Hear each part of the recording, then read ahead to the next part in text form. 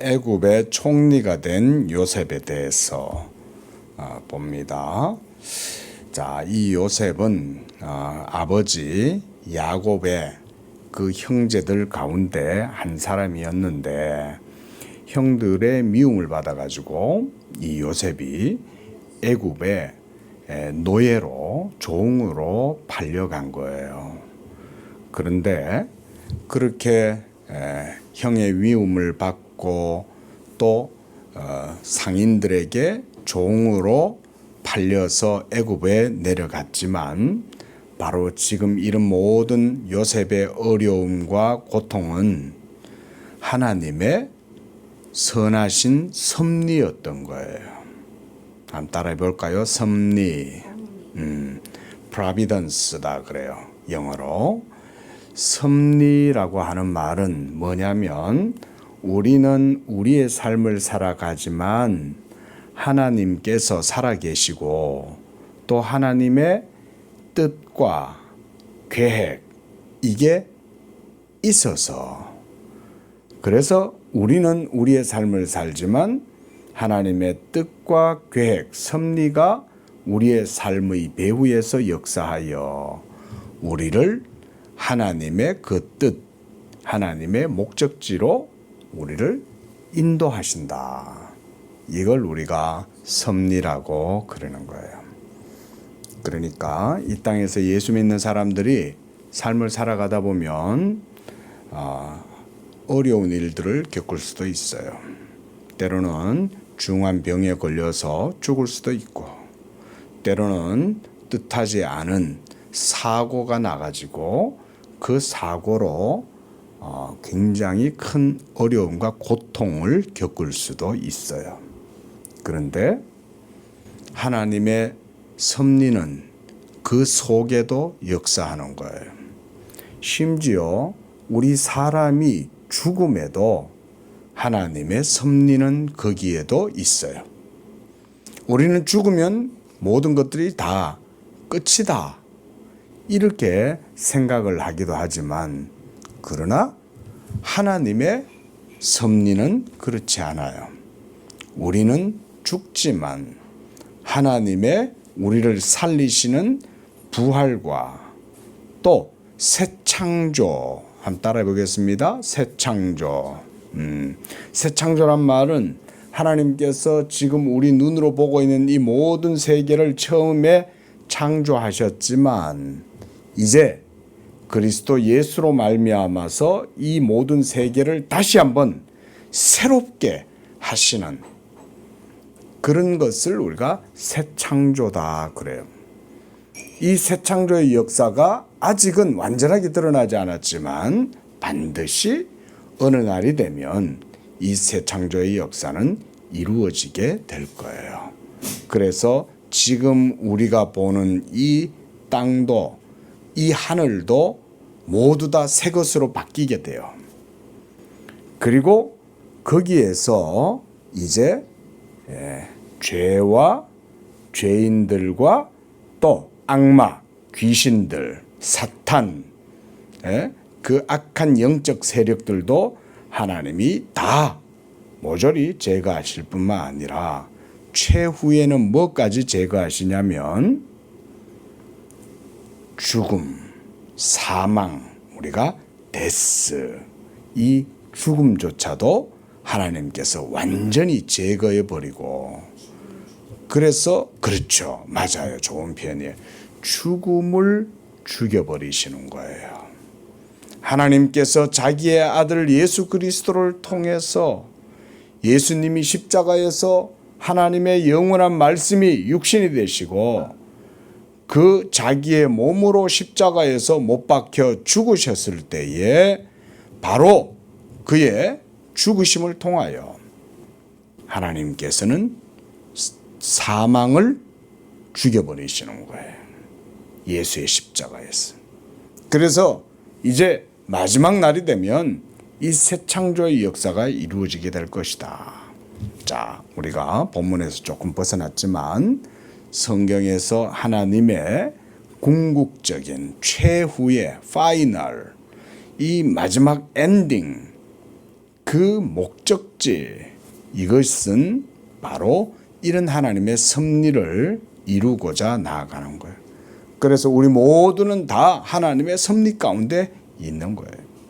요셉이 오늘 애굽에 팔려가고 보디발 장군의 집에서 종으로 살아가다가 보디발의 아내에 의해 가지고 억울하게 누명을 쓰고 그래서 또 감옥에 갇히고 그렇게 되어져 있었지만 그러나 그 모든 것은 다 하나님의 뭐였다? 섭리였다. 그리고 그 과정 속에 점점점 하나님은 요셉이 어려서 꾸었던 그 꿈이 점차 이제 실현되어 가는 그런 과정을 보여주는 것이 오늘 41장의 내용이에요. 자, 우리가 요셉이 꿈에 무슨 꿈을 꿨죠? 첫 번째는 형들의 벳단에 자기 벳단에게 절을 하는, 또 이번에는 해와 달과 12별들이 이 요셉의 별을 향하여 또 절을 하는 이런 이제 꿈을 요셉이 꾼 거예요.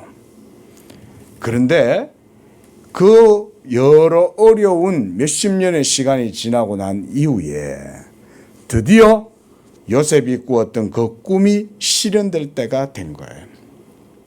마침내 이제 요셉이 바로왕 앞에, 애굽왕 바로 앞에 딱 자기 모습을 드러내게 되었어요. 근데 그때 요셉은 어디 있었어요? 감옥에 있었어요.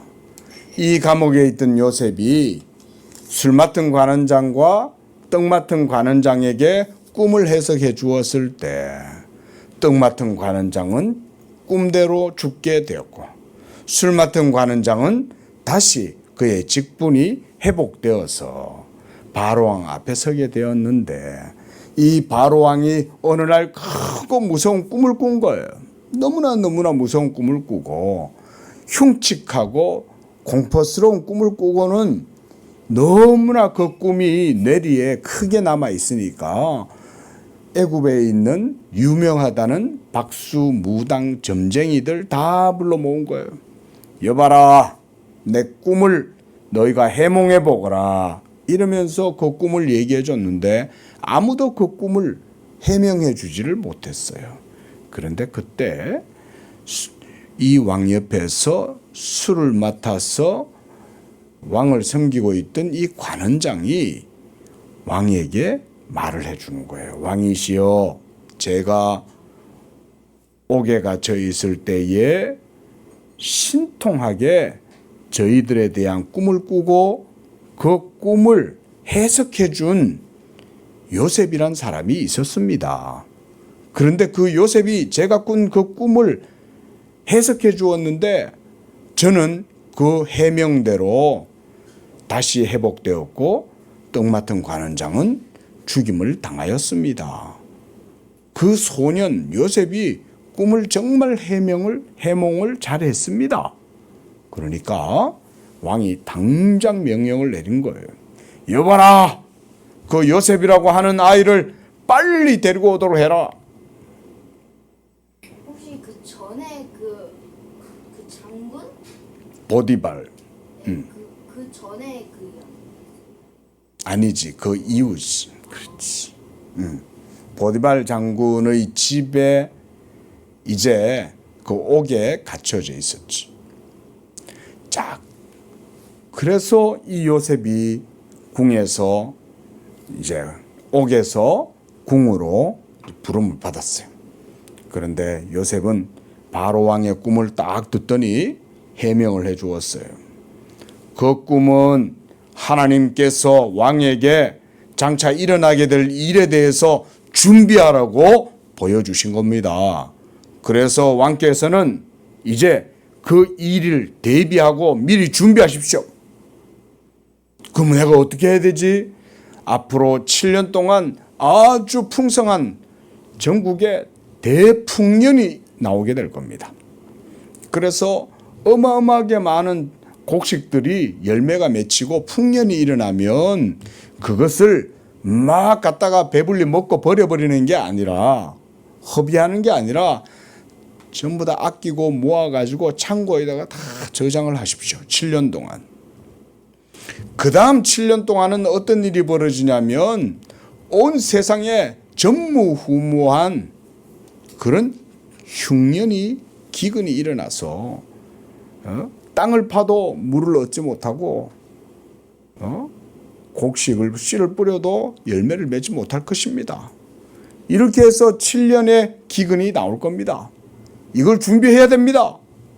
그러니까 왕이 알겠네.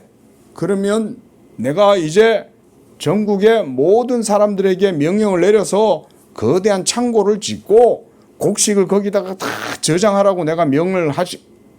근데 이 일을 누가 하지? 여봐라, 이 일을 누가 하면 좋을까?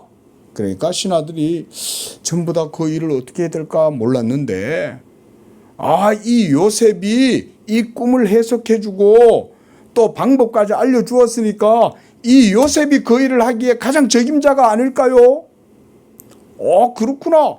그러면 내가 너 요셉을 애굽의 국무총리로 세워서 너를 통해서 내가 이 큰 일을 내가 시킬 거야.